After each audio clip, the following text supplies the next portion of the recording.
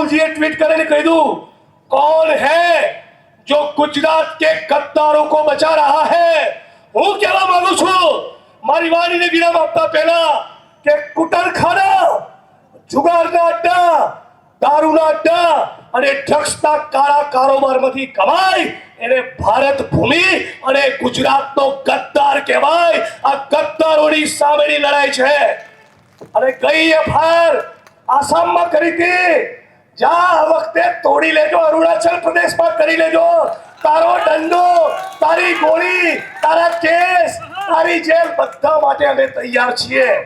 અને એક વસ્તુ યાદ રાખી લેજો, કબીર સાહેબે કીધું છે, માટી કહે કુંભાર से तू क्या रोंदे मोहे, एक दिन ऐसा आएगा मैं रोंदूंगी तो है.